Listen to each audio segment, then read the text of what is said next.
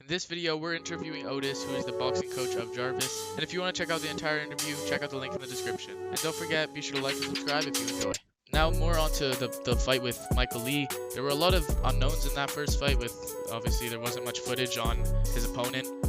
So, what was your game plan coming into that fight back in June, and how do you think that Jarvis responded and executed what you wanted? Jarvis responded far and above what I thought he would, but as long as he listened, like I told him, he would do well. Hmm. And I always teach my guys to go in on angles, or if you notice, everyone that's boxing is now toe to toe. Everything is toe to toe. Hmm. There's no chemistry there, there's no science. And I teach my guys to divide and dissect the body. So either take the left hand, the left side, the right side, wherever you want to go. But I want you to go to the strongest side first, which is going to generally be the jab hand. Take that away, nothing else matters. Mhm. And that's just what he did. I mean, once he hit Michael Lee, you see the look on his face was like, Yeah, damn, Yeah. this guy can crack. for And sure. he knocked the shit out of him. Yeah. Yeah. And for the Michael Lee fight, we know it was probably the biggest stage and atmosphere that Jarvis has been on to date. So, kind of, what are your thoughts on how Jarvis managed to deal with the pressure of the event? He handled that great. I mean, we would like I told him, I don't like to hide from the public. So we're at the hotel and we're outside working on the patio. My back is to, to the pool and everything. And so Jarvis says, Coach, we got an audience. I'm like, huh? So I thought there was a couple of kids. There must have been about 70 or 80 kids out there. Oh, wow. So I told him, I said, well, one thing I do want you to do is to pay attention to the people that make you famous.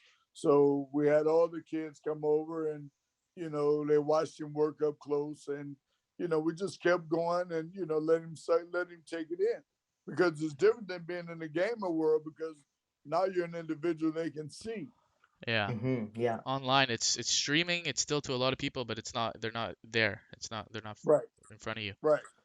Yeah. And I So was surprised that so many people knew who he was. I was like, damn, Jarvis, yeah. I'm not the famous one here no more. You are.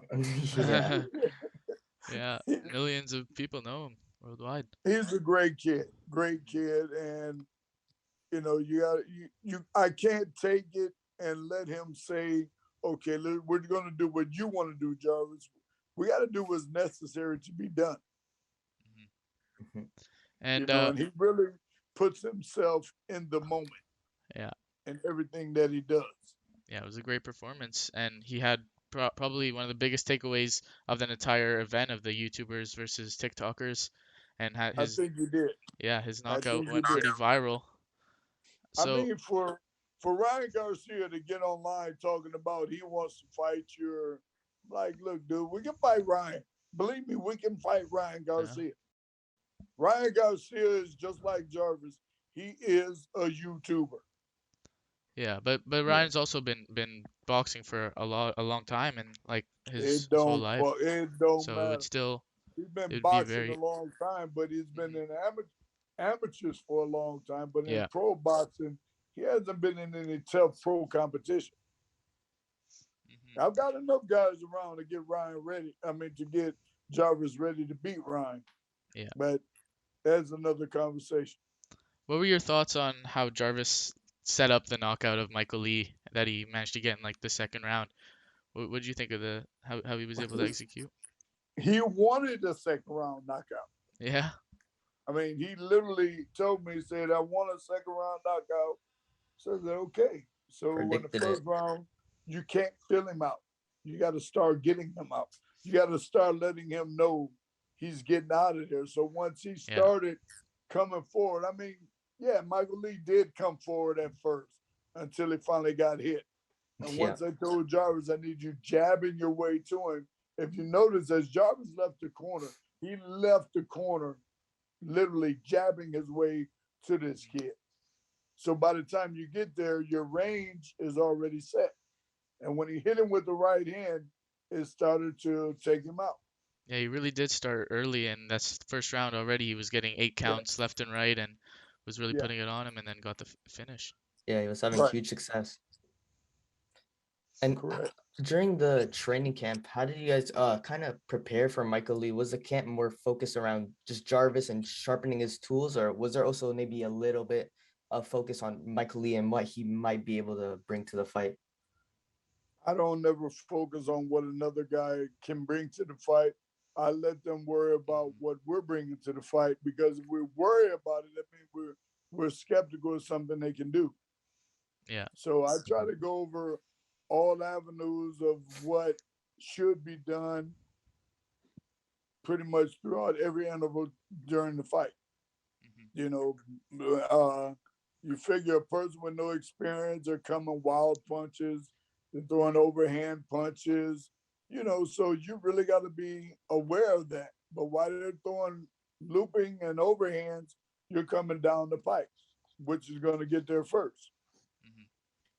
Hmm. So I've never really worried about what someone brings to the fight because you have to have a body condition and the mindset to go through all of that. Yeah, and Mhm. especially with there not being much on Michael Lee anyways, there wasn't really anything to analyze for that fight. Right. I mean, there's really nothing much. I mean, all you can see, he's a mama's boy. Yeah. And with Jarvis's brother, Frazier K, playing a big role in his fight against Michael Lee in the corner, and Right. Frazier's actually now looking to get into boxing. Is there a possibility that you'd be training with him alongside Jarvis? If he wants, I mean, that's his call. I don't Yeah. mind.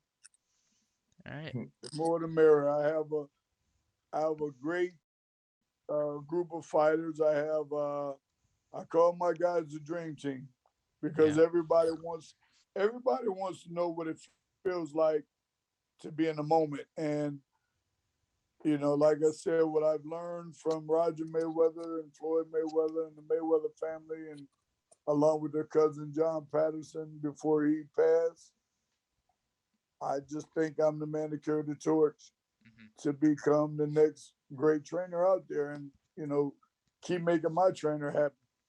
Yeah. Mhm. So if Frazier wants to box, I'm here anytime. Hmm. They're Yeah. good kids, and everybody needs to have an adult that's there with them, alongside them, but that doesn't mind helping them along the road. Yeah.